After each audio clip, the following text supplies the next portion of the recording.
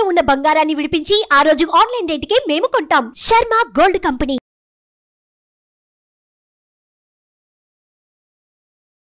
నమస్తే, welcome to Suman TV. నేను మీ యామ్ని. ప్రస్తుతం మనతో ఉన్నారు ప్రముఖ ఆధ్యాత్మికవేత్త డాక్టర్ అనంతలక్ష్మి గారు ఉన్నారు. అమ్మతో మాట్లాడి మనకున్న సందేహాలను అడిగి తెలుసుకుందాం. నమస్తే అమ్మ. నమస్తే అమ్మా.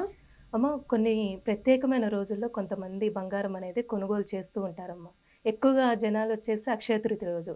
ఆ రోజు కొనడం వల్ల ఏమైనా బంగారం డబుల్ అవుతుందా, లేకపోతే అదొక రూల్ అమ్మ కొనాల్సింది? నాకు తెలిసినంత వరకు ఆ రోజు బంగారం కొనాలి అన్నటువంటి మాట ధర్మశాస్త్రాల్లో ఎక్కడా లేదు. పైగా అక్షయ అనేటటువంటి పదం అక్కడ ఉంది కనుక క్షయము కానిది, నాశము లేనిది. ఈ నాశము లేనటువంటిది ఏదైనా సంప్రాప్తిస్తే ఆ రోజు దొరికింది నాశం లేకుండా ఇంకా వస్తూనే ఉంటుంది అని లెక్క. ఇవాళ బంగారం కొనుక్కుంటే అలా బంగారం వస్తూనే ఉంటుందని. కానీ అక్కడ మర్చిపోతున్న విషయం ఏమిటంటే, బంగారం మీకు ఎలా వచ్చింది? డబ్బు ఖర్చు పెడితే కదా వచ్చింది. అంటే ఈ ఖర్చు పెట్టడం అన్నది కూడా అక్షయంగా పెడుతుందా లేదా? వెళ్తుంది. అంచేత మన దగ్గర నుంచి ధనం, డబ్బు అలా వెళ్ళిపోతూనే ఉంది, బంగారం వస్తుంది. అది అక్షయ తృతీయ నాడు ఏదైనా సత్కార్యం చేస్తే ఫలితం అక్షయంగా ఉంటుంది అని చెప్పారు. అంటే మిగిలిన రోజున చేసిన దానికి ఇంత ఫలితం ఉంటే, అక్షయ తృతీయ నాడు చేసినటువంటి దానికి ఇంత ఫలితం ఉంటుంది. ఒకవేళ మనకి అనుకోకుండా బంగారం ఎవరైనా ఇచ్చినట్టయితే, మనకు అనుకోకుండా బంగారం లభించినట్టయితే, అది ఎప్పుడో రావాల్సింది రాక రాక ఆనాడు వచ్చినట్టయితే అదేమన్నా అక్షయంగా ఉండే అవకాశం ఉంది తప్ప, బంగారం కొంటే అక్షయ తృతీయ నాడు అలా అక్షయంగా బంగారం వస్తుంది అని చెప్పలేం. ఒకవేళ వచ్చినా అంత డబ్బు ఖర్చే అవుతుంది.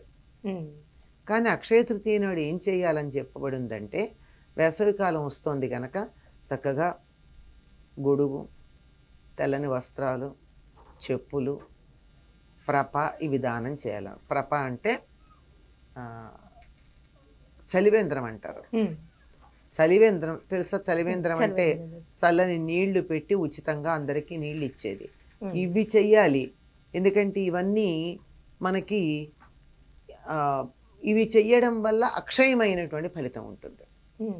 మామూలు రోజున ఒక గ్లాసులో మంచినీళ్ళు ఇచ్చిన దానికన్నా ఈనాడు గనక ఒక చలివేంద్రాన్ని ఏర్పాటు చేస్తే దానివల్ల అంతులేనటువంటి ఫలితం లభ్యమవుతుందన్నారు. ఎందుకంటే ఇదంతా రాబోయేదంతా వేసవికాలం.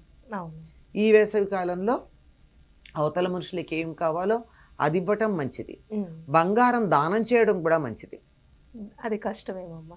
ఎందుకు కష్టమమ్మా? నాకు కావాలి, నాకు బంగారం కావాలంటే నువ్వు నాకు దానం చేసావు అనుకో, నీకు బోల్డ్ బంగారం వస్తుంది. దానం చేసినందువల్ల ఫలితం వస్తుంది. మామూలు అప్పుడు ఇంత ఒక గ్రాము బంగారం దానం చేస్తే ఎంత ఫలితం వస్తుందో, ఇవాళ 1 గ్రాము బంగారం దానం చేస్తే అక్షయమైన ఫలితం వస్తుంది. అది నీకు ఉపయోగపడుతుంది. నువ్వు నాకు ఇచ్చావు అనుకో, ఇవాళ నాకు బంగారం వచ్చింది కనుక సంవత్సరం అంతా వస్తూనే ఉంటుంది. ఇలా ఆలోచించాలి. కానీ ఆనాడు చేయవలసింది మాత్రం ఇదమ్మా. దానికి గాను ఏం చేయమని చెప్పారంటే, ఇంతకు ముందుగానే ఒక చల్లని ఒక నీటి కుండకు, నీళ్లు పట్టే కుండ కొని దానిలో ఈ 2-3 రోజుల పాటు నీళ్లు పోసి కడగాలి. ఎందుకంటే మట్టి కుండని వెంటనే వాడరు.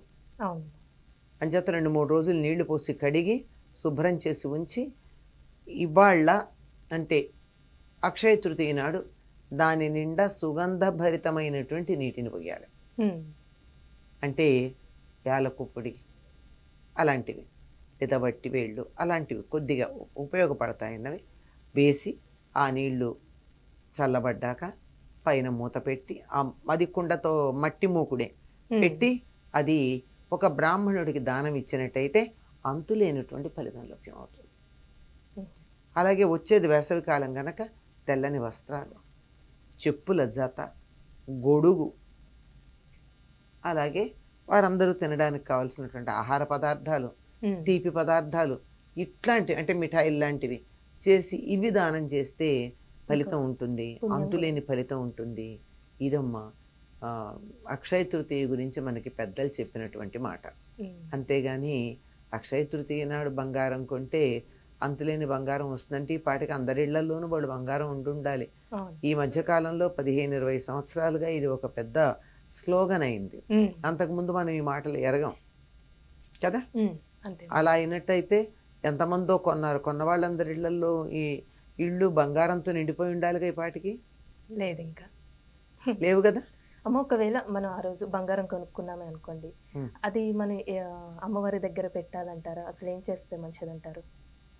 అంటే మీకు ఏదన్నా అవసరం ఉండి తర్వాత పెళ్ళిళ్ళు ఉండి ఇంకేదో అవసరం ఉండి కొంటే కొనుక్కోవాలి, కానీ ఇవాళ కొన్నందువల్ల అక్షయంగా బంగారం వస్తూ ఉంటుందని మాత్రం అదే కొంచెం అనుకోక్కర్లేదు. మామూలుగా ఎప్పుడైనా సరే మనం బంగారం కొన్నా ఏం కొన్నా దేవుడి దగ్గర పెట్టే వాడుకుంటాం కదమ్మా. ఈరోజు కూడా అక్కడే పెట్టి వాడుకుంటే బాగుంటుంది. అసలు ఈ బంగారం అన్న పదం ఎందుకు వచ్చిందంటే ఒక చిన్న ఊహ చేయాల్సిన అవసరం ఉంది. సాధారణంగా ఇంట్లో పెద్దవాళ్ళు కానీ కొంతమంది గురువులు కానీ శిష్యుల్ని బంగారం అని పిలుస్తూ ఉంటారు. ఎందుకు పిలుస్తారు? లోహాలన్నింటిలోకి ఉత్తమమైనటువంటి లోహం బంగారం. తక్కువ స్థాయికి సంబంధించిన లోహాలని ఉత్తమ స్థాయికి చెందిన వాటిగా మార్చేటటువంటి ప్రక్రియ కూడా మన వాళ్ళకి తెలుసు. స్వర్ణ విద్య అంటారు.